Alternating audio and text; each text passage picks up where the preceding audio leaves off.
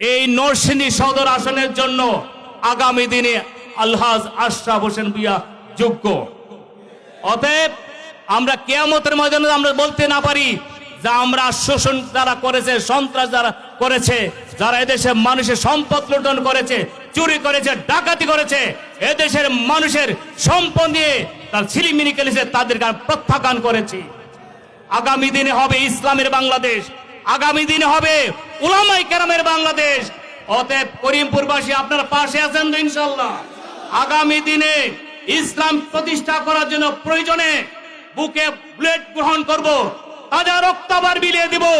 বেশি স্বৈর শাসনকে এই বাংলার জমিতে আবার ক্ষমতা আসতে দেওয়া হবে না, হবে না, হবে না ইনশাআল্লাহ। করিমপুরবাসী কেমন আছেন আপনারা? আলহামদুলিল্লাহ, আল্লাহ তাআলা আমাদের সবাইকে, আল্লাহ তাআলার অশেষ মেহেরবানিতে আমরা ভালো আছি, ঠিক না? ভালো কে রাখছেন? আল্লাহ তাআলা। আমরা সর্বদাই আল্লাহ তাআলার প্রশংসা দাবি করি, ঠিক না? আল্লাহ তাআলা আমাদের সুস্থ রেখেছেন। আজকে এই ইসলামী আন্দোলন বাংলাদেশ করিমপুর ইউনিয়ন শাখা কর্তৃক আয়োজিত আজকে এই কর্মী সভার সম্মানিত সভাপতি, আজকে কর্মী সভার প্রধান অতিথি, বাংলার মাটি ও মানুষের নেতা, ঢাকা বিশ্ববিদ্যালয়ের এককালীন তহুর ছাত্র নেতা এবং নরসিংদী জেলা শাখার বিপ্লবী সভাপতি এবং নরসিংদী সদর আসন থেকে ইসলামী আন্দোলন বাংলাদেশ মনোনীত প্রার্থী আলহাজ আশরাফ হোসেন ভূঁইয়া। আজকে উপস্থিত আমাদের করিমপুর ইউনিয়ন, নরসিংদী সদর থানা সহ স্থানীয় নেতৃবৃন্দ। আজকে আপনাদের সামনে আমরা শুধু একটাই কথা বলতে চাই, বাংলার জমিনে অনেকগুলা রাজনৈতিক দল আছে, ঠিক না? এর মধ্যে ইসলামী আন্দোলন বাংলাদেশ আছে, ঠিক না? আমি শুধু আপনাদের স্পষ্ট ভাষায় বলতে চাই যে দীর্ঘ 54টি বছর স্বাধীনতার পর থেকে আমাদের মধ্য থেকে অতিবাহিত হয়ে গেল, ঠিক না? কেউ কি দেশে শান্তি দিতে পেরেছে? কেন দিতে পারে নাই? কেন দিতে পারে নাই? বুঝা গেল তার মধ্যে ঘাটতি আছে, ঠিক না? যেমন আমি স্পষ্টভাবে বলি, আজকে অন্যান্য দল বলে আমি ইমুক দলের ইমুক নেতার সৈনিক, অমুক নেতার সৈনিক। আমরা কিন্তু কোন নেতার সৈনিক না। আমরা কার সৈনিক? আমরা রাসূলের সৈনিক, ঠিক না কি? এই দাবিটুকু একমাত্র ইসলামী আন্দোলনই করতে পারে। এই সাহস অন্য কোনো দলে করতে পারে না। যে নবী আখেরাতে এই উম্মতের জন্য কাঁদবে, বেদনা করবে, সেই নবীর উম্মত, সেই নবীর আমরা সৈনিক। অন্য কোন দলে কিন্তু দাবি করতে পারে না। অন্য কোন দল বলছে এবং তো আপনাদেরকে যে আমরা নবীর সৈনিক, কেউ বলতে পারবে না। কারণ একমাত্র আমরাই বলতে পারি আমরা নবীর সৈনিক, আমরা নবীর আদর্শ নিয়ে চলাফেরা করি, ঠিক নাকি? অতএব বুঝতে হবে, যেহেতু তারা নবীর সৈনিক দাবি করে না, এদের দ্বারা অপরাধ করা স্বাভাবিক, ঠিক নাকি? অতএব আমাদের পক্ষে অপরাধ করা স্বাভাবিক নয়। কারণ কি? আমরা অপরাধ করতে পারবো না, আমরা নবীর আদর্শ চলি, ঠিক নাকি? এখন আমাদের পিছনে আসেন, আমাদের উস্তাদ আছে না? উলামায়ে দেওবন্দ আমাদের উস্তাদ না? অতএব আমরা কি চুরি, বাটপারি, রাহাজানি, চিন্তাই, লুটতরাজ করতে পারি? পারি না। কারণ আমাদের পিছনে উলামায়ে দেওবন্দ আছে, ঠিক না? তারপরে কি আছে? হুজুর সাল্লাল্লাহু আলাইহি ওয়াসাল্লাম শুরু করে আলী রাদিয়াল্লাহু শুরু করে এমদাদুল্লাহ মক্কি রহমাতুল্লাহ আলাইহি, হযরত রশিদ আহমদ গঙ্গি রহমাতুল্লাহ আলাইহি, কারি ইব্রাহিম সাহেব রহমাতুল্লাহ আলাইহি, ফজলুল করিম রহমাতুল্লাহ আলাইহি, বড় বড় বুজুর্গদের আমাদের উস্তাদ। অতএব আমাদের দ্বারা সন্ত্রাসী করা মানায় না, নাকি? সন্ত্রাসী করা যাবে? আমাদের পিছনে বড় বড় উস্তাদগণ আছে, ঠিক নাকি?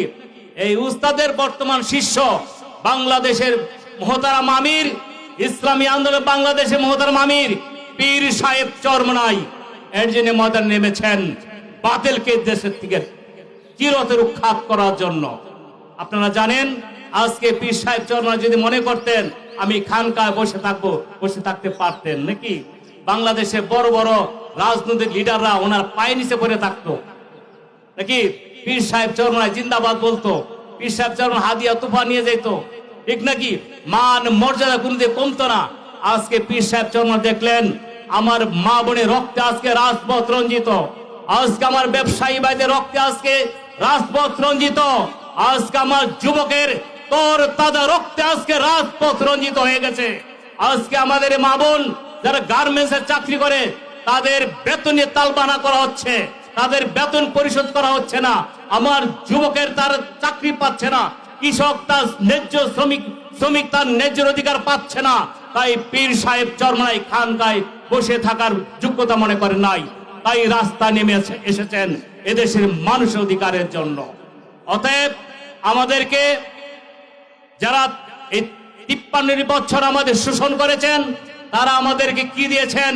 আমাদের মা বোনের লাশ উপহার দিয়েছেন, আমার ভাইয়ের রক্তে রঞ্জিত রাজপথ উপহার দিয়েছেন, আমার বোনের বিধবার কাপড় তার উপহার দিয়েছেন, কিন্তু শান্তি উপহার দিতে তার ব্যর্থ হয়েছে। অতএব পীর সাহেব চরমনাই বিক্ষকণ্ঠে ঘোষণা করেছেন, এদেশের মানুষের অধিকারের প্রতিষ্ঠার জন্য রাষ্ট্রীয় ক্ষমতা ইসলামকে বসাতে হবে। আমরাই ক্ষমতায় যাব এরকম আমরা বলি না, পীর সাহেব চরমনাই ক্ষমতায় যাবে এটাও বলেন না, ইসলামী আন্দোলন ক্ষমতায় যাবে এটাও আমরা বলি না, আমরা বলি ইসলামকে ক্ষমতা নিতে হবে। যদি ইসলামী শরিয়া মতো দেশ চলে, তাহলে আমার মায়ের কান্না কান্নিত করতে হবে না, আমার বোনের বিধবার শাড়ি পরতে হবে না, আমার মায়ের আত্মনাদ হবে না, আমার সন্তান কি কলেজে গেছে ফিরবে কিনা, আমার বোন আজকে ভার্সিটিতে গেছে সেই নিরাপত্তার সতীত্ব নিয়ে বাড়িতে ফিরতে পারবে কিনা, এই কল্পনা থাকবে না যদি ইসলাম এদেশের ক্ষমতা আসতে পারে। অতএব করিমপুরবাসীকে আমি বলবো, যেহেতু আপনারা দেখেন, আরেকটি কথা আপনাদের বলি, আজকে নরসিংদী যে সমস্ত দলগুলি ক্ষমতা আজকে এই জাতীয় সংসদ নির্বাচনে প্রতিদ্বন্দ্বিতা করেছেন, তার মধ্যে আমাদের আশরাফ হোসেন ভূঁইয়া সাহেবের নেতৃত্বে কখনই কোন জায়গায় তার খাতা উঠানো হয়েছে? রাস্তাঘাটে, বাড়ি ঘরে কোথাও তো উঠানো হয় নাই। আর কোন নেতা কি বলতে পারবে যে আমার কর্মীরা এরকম চাঁদা উঠায় নাই, সন্ত্রাসী করেন নাই, লুটতরাজ করেন নাই? যেহেতু তারা বলতে পারবে না, আমরা বলতে পারবো আমাদের প্রার্থী আশরাফ হোসেন ভূঁইয়া সাহেবের কোনো কলঙ্ক নাই। সেহেতু আমি মনে করি এই নরসিংদী সদর আসনের জন্য আগামী দিনে আলহাজ আশরাফ হোসেন ভূঁইয়া যোগ্য। অতএব আমরা কিয়ামতের ময়দানে আমরা বলতে না পারি যে আমরা শোষণ যারা করেছে, সন্ত্রাস যারা করেছে, যারা এদেশে মানুষের সম্পদ লুণ্ঠন করেছে, চুরি করেছে, ডাকাতি করেছে, এদেশের মানুষের সম্পদ দিয়ে তার ছিলিমিলি খেলেছে, তাদেরকে প্রত্যাখ্যান করেছি। আগামী দিনে হবে ইসলামের বাংলাদেশ, আগামী দিনে হবে উলামায়ে কেরামের বাংলাদেশ। অতএব করিমপুরবাসী আপনারা পাশে আছেন তো ইনশাআল্লাহ? আগামী দিনে ইসলাম প্রতিষ্ঠা করার জন্য প্রয়োজনে বুকে বুলেট গ্রহণ করব, তাজা রক্তাবার বিলিয়ে দেব, বেশি স্বৈর শাসনকে এই বাংলার জমিতে আবার ক্ষমতা আসতে দেওয়া হবে না ইনশাআল্লাহ। আল্লাহ তাআলা আমাদের সবাইকে দীর্ঘায়ু দান করুক, আগামী দিনে রাজপথে ইসলামের পক্ষে থাকার তৌফিক দান করুন। আল্লাহ তাআলা আমাদের সবাইকে সুস্থ শরীর নিয়ে এবং এই দেশের মানবতা প্রতিষ্ঠা করার জাতীয় করার জন্য, অংশগ্রহণ করার জন্য সবাই নিয়ে অনুরোধ জানিয়ে আমার বক্তব্য এখানেই শেষ করলাম। আসসালামু আলাইকুম ওয়া রাহমাতুল্লাহ।